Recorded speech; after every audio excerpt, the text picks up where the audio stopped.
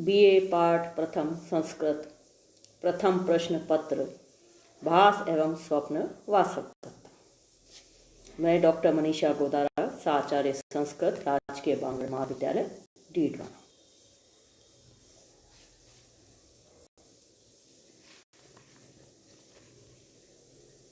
कविता कामिनी के मधुरहास महाकवि भास संस्कृत साहित्य के नाटककारों में अग्रगण्य तथा संभवतः सबसे प्राचीन है।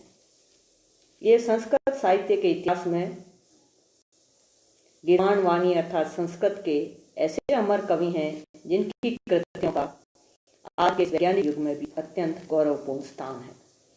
इनके रूपक प्राचीन काल में भी इतने विख्यात थे कि स्वयं रससिद्ध महाकवि कालिदास ने अपने नाटक मालविकाग्निमित्र में बड़े आदर के साथ इनका उल्लेख किया है।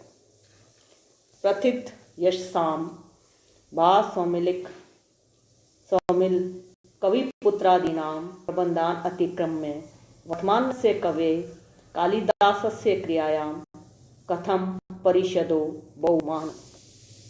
भास की कृतियां संस्कृत नाट्य साहित्य की अनुपम विभूतियां हैं जो भारतीय संस्कृति का उद्घोष करने वाले महनीय ग्रंथ रामायण महाभारत आदि का आशय लेकर लिखी गई हैं। भास विश्व नाट्य कला के अनुपम श्रृंगार हैं। ये ऐसे अलौकिक रत्नाकार हैं जिनके त्रयोदश रूपक रत्नों के निर्मल प्रकाशपुंज से संपूर्ण साहित्य आकाश आलोकित हो रहा है। आचार्य दंडी ने काव्यदर्श में भास रचित बालचरित और चारुदत्त के पद्य की वैदुष्यपूर्ण मीमांसा की है। पति एव तमो अंगानी वर्षतिवांजनम नभ असत्पुरुष सेवा एव दृष्टि विफलाम गता। महाकवि बाण भट्ट ने हर्षचरित में शिष्टोपमा के द्वारा भास की प्रशंसा करते हुए कहा है, सूत्रधार कृत आरंभई नाटकई बहुभूमि कही सपात कही यशो लेबे भासो देव कुले। बहुत अधिक भूभाग वाले तथा पताकाओं से भूषित देवालयों मंदिरों की भांति सूत्र द्वारा प्रारंभ किए गए बहुत विस्तृत भूमिका वाले और पताका स्थानों से युक्त भास के रूपक सुशोभित हो रहे हैं। वागपति राज ने अपने गौड़भव नामक प्राकृत भाषा के महाकाव्य में भास को जीवन मित्र कहा है। राजशेखर 10वीं शताब्दी में स्वप्न वासव दत्तम को सर्वश्रेष्ठ नाटक माना है। राजशेखर ने स्वप्न वासव दत्तम को सर्वश्रेष्ठ नाटक माना है। भास नाटक चक्रे अपि छेके क्षिप्ते परीक्षितुम स्वप्न वासव दत्तस्य को अभूत न पावक। आचार्य अभिनव गुप्त ने 10वीं शताब्दी स्वप्न वासव दत्तम का नाट्य शास्त्र की अद्वितीय टीका अभिनव भारती में इस प्रकार उल्लेख किया है। क्वचित क्रीड़ा यथा स्वप्न वासव दत्तायाम यथा स्वप्न वासव दत्त आके नाटके। भोजराज 11वीं शताब्दी ने श्रृंगार प्रकाश में स्वप्न वासव दत्तम का उल्लेख इस प्रकार किया है। स्वप्न वासव दत्ते पद्मावतीम अवसायां दृष्टुम राजा समुद्रग्रेकं गतः पद्मावती रहितं च तत् अवलोक्य तस्या एव शयनीय सुष्वाप। नाट्य दर्पण में रामचंद्र गुणचंद्र 12वीं शती ने स्वप्न वासव दत्तम का एक श्लोक प्रस्तुत किया है। पाराक्रांतानि पुष्पानि सोष्म चेदम शिविलातलम नूनम काचित इह आसी माम दृष्ट्वा सहसा कृता।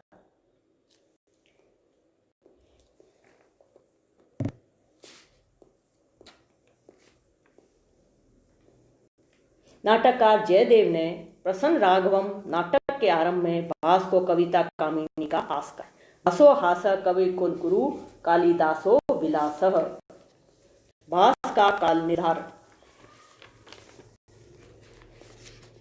ये अत्यंत खेद की बात है कि अपने रूपक रत्नों की दिव्य कांति से दिग दिगंतर को समुद्भासित करने वाले नाटककार भास के जीवन वृत्त स्थिति काल इत्यादि के विषय में विद्वानों में अभी भी परस्पर मतभेद बना हुआ है। सबसे बड़ा दुर्भाग्य यह है कि भास ने अपने कृतियों में अपने संबंध में कहीं भी कुछ भी ऐसा उल्लेख नहीं किया है जिससे उनका पूर्ण परिचय उपलब्ध हो सके। अतः भास का काल निर्धारण उपलब्ध बाह्य एवं अंतः साक्ष्य के आधार पर किया जा सकता है। महाकवि कालिदास ने मालविकाग्निमित्र नाटक में आदरपूर्वक उल्लेख किया है। प्रथित यशसाम भास सौमिल कवि पुत्रादीनां प्रबंधान अतिक्रमे कथम वर्मानस्य कवे कालिदासस्य कृतौ बहुमानः। अतः निसंदेह भास कालिदास से पूर्ववर्ती प्रसिद्ध नाटककार थे। कालिदास का समय ईस्वी पूर्व प्रथम शताब्दी माना जाता है, अतः भास का समय से पूर्व होना चाहिए। इसी कारण महामहोपाध्याय गणपति शास्त्री ने भास की स्थिति ईसा पूर्व तृतीय शताब्दी स्वीकार की है। महाकवि भास ने अपने प्रतिमा नाटक में कौटिल्य के अर्थशास्त्र का नाम लेकर बृहस्पति के अर्थशास्त्र की चर्चा की है। इसके अनुसार ये चाणक्य के पूर्ववर्ती थे। इतनी नहीं, चाणक्य ने अर्थशास्त्र में अपीय श्लोक को बहुधा कहकर जो 2 श्लोक प्रस्तुत किए हैं, उनमें दूसरा श्लोक भास के प्रतिज्ञा युगंधरायण में मिलता है। चाणक्य का समय इतिहासज्ञों ने विक्रम संवत से 457 वर्ष पूर्व माना है। परिणामतः भास इससे भी पूर्व हुए थे। अश्वघोष रचित बुद्ध चरित महाकाव्य के 13वें सर्ग का 7वां पद्य भास के प्रतिमा नाटक के प्रथम अंक के 18वें पद्य से बहुत अधिक साम्य रखता है। इससे भास का अश्वघोष प्रभाव परिलक्षित होता है, अतः भास अश्वघोष के पूर्ववर्ती थे। कविवर वाकपति राज ने प्राकृत ग्रंथ गौरवों की निम्नलिखित गाथा में भास को स्मरण किया है, अतः वह वाकपति राज से पूर्ववर्ती है। वह पद्य निम्न है। भासम भी जन्मिते कुंती देवे अजस रुवारे सौगन्वे अबंधस्मि। इस पद्य में जलनमित कहा गया है। भास को जलनमित कहा गया। पद्य सम्राट बाण भट्ट ने हर्षचरित में भास का सौमिलिक तथा कविपुत्र नामक नाटकारों के साथ उल्लेख किया है। दंडी ने अवंती सुंदरी में परतो अपि स्थितो भास शरीर नाटकई के द्वारा भास का स्मरण किया है। कवि शेखर राजशेखर ने सुक्ति मुक्तावली में भास की स्वप्न वासुदत्तम की प्रशस्ति में कहा है, भास नाटक चक्रिय पीछे के क्षिप्ते परीक्षितुम स्वप्न वासुदत्तस्य दाह को अबूध न पावकः। इन बाहरी साक्ष्यों के आधार पर भास का समय ईस्वी पूर्व 4वीं तथा 5वीं शताब्दी के मध्य सिद्ध होता है। अंतः साक्ष्य भास के रूपों का आधार रामायण, महाभारत, भागवत तथा अनेक लोक कथाएं हैं। रामायण और महाभारत दोनों ग्रंथ बहुत अधिक प्राचीन हैं। राजा उदयन, प्रद्योत और दर्शक ईसा पूर्व 6वीं शताब्दी के प्रसिद्ध ऐतिहासिक व्यक्ति हैं, अतः भास के समय की ऊपरी सीमा ईसा पूर्व 6वीं शताब्दी है।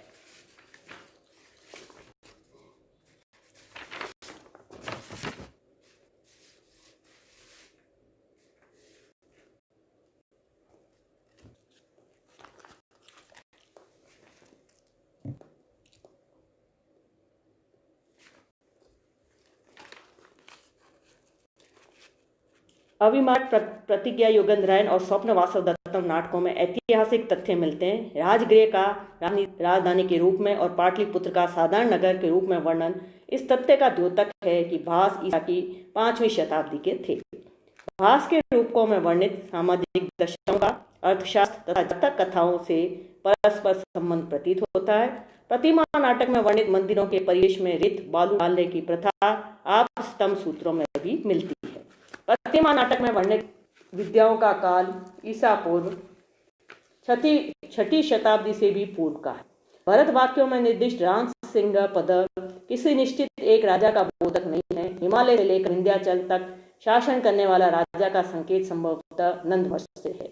भास ने अपने रूपों में भरतनाट्य परंपरा का पूर्णतया पालन नहीं किया है तथा पाणिनीय व्याकरण के अनुसार अशुद्ध पदों का भी प्रयोग किया है, जैसे आपृच्छामि, काशी राज्ञ, अवंत्याधिपते, उपलक्ष्यति इत्यादि। इनके आधार पर भरत और पाणिनि से भास की प्राचीनता सिद्ध होती है। इस प्रकार उपयुक्त बाहरी एवं अंतर साक्ष्यों के आधार पर नाटककार भास का स्थिति काल ईसा पूर्व 3वीं और 4वीं शताब्दी के मध्य माना सर्वाधिक युक्ति संगत है। महाकवि कालिदास तथा भारवी की तरह भास ने भी अपने जीवन के संबंध में कुछ भी संकेत नहीं दिया है। उनके रूपों के अध्ययन से लगता है भास वर्ण व्यवस्था तथा आश्रम व्यवस्था के पूर्ण समर्थक थे। वे विद्वान, सत्यवादी और धर्मप्रिय नाटककार थे। वे मानव की विविध परिस्थितियों एवं मनोदशाओं के विलक्षण पारखी थे। वे सहज सरल ढंग से गूढ़ भावों को व्यक्त करने में अत्यंत निपुण थे। उनके रूपों से उनकी आदर्शवादिता और राष्ट्रीयता व्यक्त होती है। उन्होंने भारत की नदियों, पर्वतों और नगरों के वर्णन के साथ साथ तत्कालीन प्रचलित सामाजिक रीति रिवाजों का भी बहुधा उल्लेख किया है। वे साहित्य शास्त्र के तो मर्मज्ञ थे ही, इसके अतिरिक्त वेद, पुराण, रामायण, महाभारत, अर्थशास्त्र, राजनीति, धर्मशास्त्र आदि अनेक शास्त्रों के भी ज्ञाता थे। भास ने विविध महत्वपूर्ण विषयों को आधार मानकर 13 रूपकों का निर्माण किया। उनके सभी रूपक अभिनय हैं। इस रस गुण अलंकार आदि की दृष्टि से भी बड़े ही रुचिकर एवं आज भी दर्शनीय है। यही कारण है कि प्राचीनतम नाट्यकार के रूप में आज भी भास का नाम बड़े आदर के साथ लिया जाता है।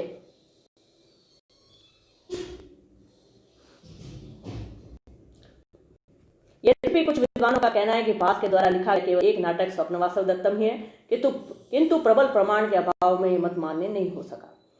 कवि राजशेखर ने लिखा है कि नाटकों की अग्नि परीक्षा के समय संपूर्ण भास नाटक चक्र में से स्वप्न वासवदत्तम नाटक ही सुरक्षित बच पाया था।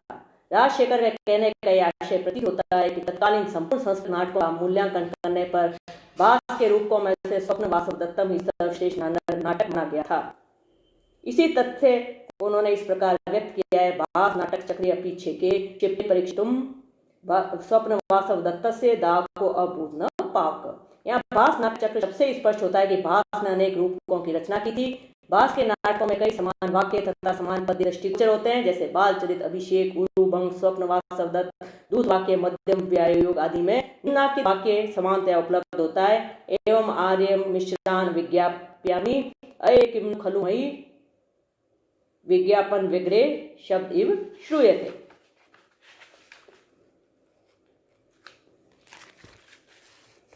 अत्र पश्यामि। भास के सभी रूपकों के अंत में प्राय भरत वाक्य एक समान ही मिलता है एवं विचारों में भी प्राय समानता पाई जाती है। अतः यह निर्विवाद सत्य है कि भास की लेखनी से अनेक रूपकों की रचना हुई। हमारे सौभाग्य से 1912 ईस्वी में महामहोपाध्याय गणपति शास्त्री के अथक प्रयत्न से त्रिवेंद्रम नगर से भास के 13 रूपकों का भास नाटक चक्रम नाम से प्रकाशन हुआ। इन रूपों को विषय के अनुसार 5 भागों में बांटा जा सकता है: रामायण आश्रित रूपक, महाभारत कथा आश्रित, भागवत आश्रित, व्रत कथा आश्रित और कल्पना आश्रित। रामायण आश्रित रूपकों में प्रतिमा नाटक, अभिषेक नाटक। महाभारत आश्रित रूपों में पंचरात्र, मध्यम व्यायोग, दूत वाक्य, दूत घटोत्कचम, कर्ण बारम, उरुभंगम आते हैं। भागवत आश्रित रूपकों में बाल चरित्र की गणना होती है। वृत्त कथा के उदयन के चरित्र से संबंधित 2 नाटक हैं, प्रतिज्ञा योगेंद्रायण और स्वप्न वासवदत्तम। कल्पना आश्रित रूपों में चारुदत्तम और अवमार की गणना की जाती है।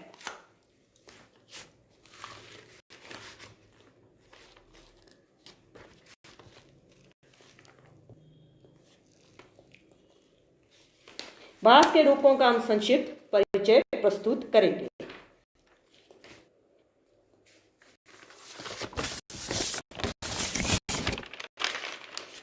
प्रतिमा नाटक यह 7 अंकों का घटना प्रधान नाटक है। इसमें राम वन सीता हरण से लेकर रावण वध पर्यंत समस्त राम कथा का संक्षेप में वर्णन है। भरत ननिहाल से लौटकर अपने पिता राजा दशरथ की प्रतिमा को देव मंदिर में पितामह आदि के साथ देखकर उनकी मृत्यु को समझ जाते हैं। इसी घटना के आधार पर इसका नाम प्रतिमा नाटक रखा गया। अभिषेक नाटक, इसमें 6 अंक हैं। इस नाटक में किष्किंधा कांड से राम के राज्याभिषेक तक की राम कथा संक्षेप में वर्णित है। इसी घटना के आधार पर इसका नाम अभिषेक नाटक है। पंचरात्र, ये 3 का नाटक है। इस नाटक में दुर्योधन गुरु द्रोणाचार्य को यज्ञ करने तथा यज्ञ पूर्ण होने पर उन्हें मुंह मांगी दक्षिणा देने के लिए कहते हैं।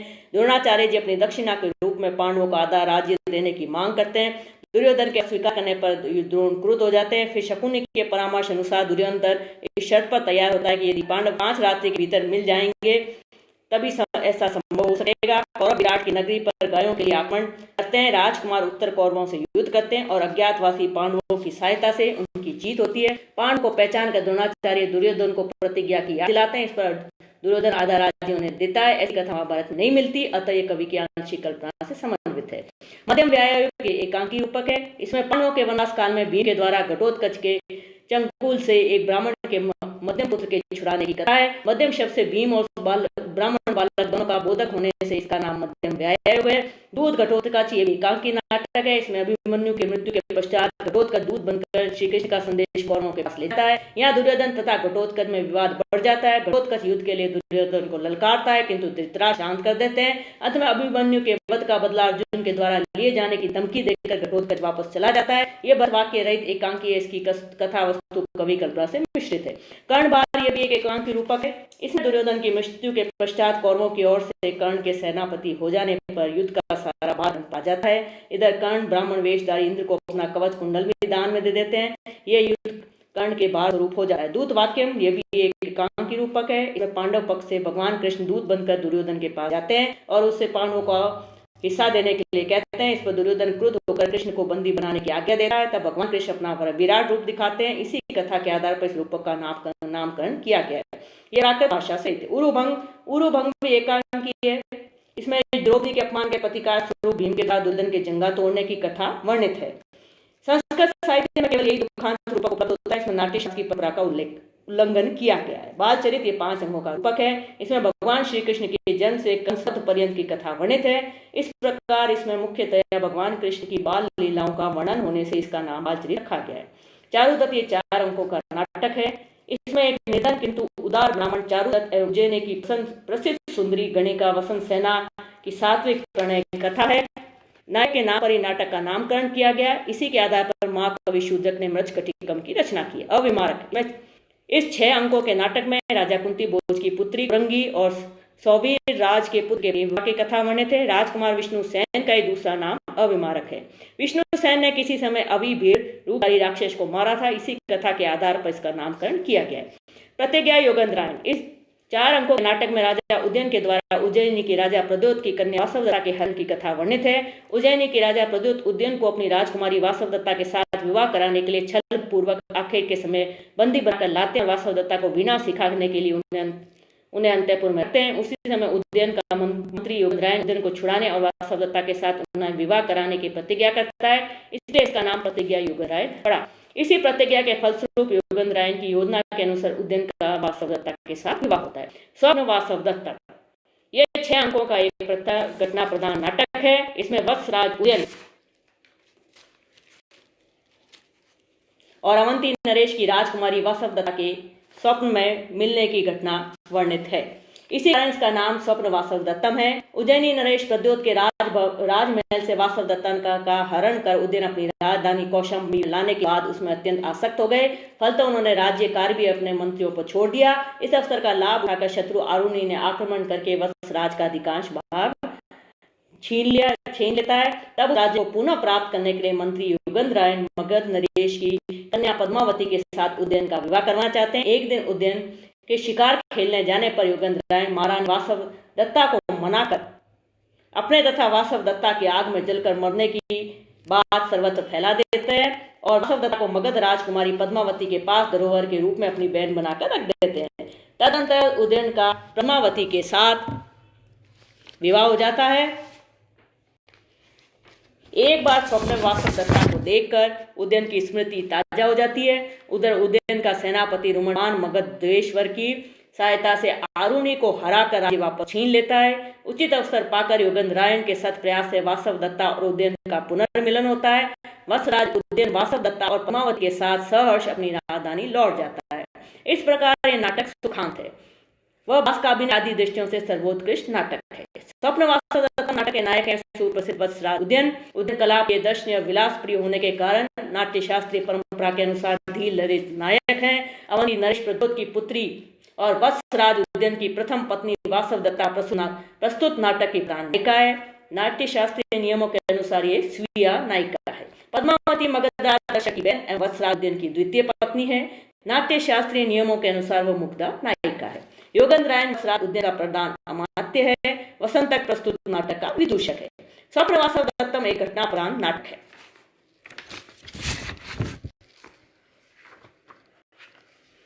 स्वप्न वासवदत्तम नाटक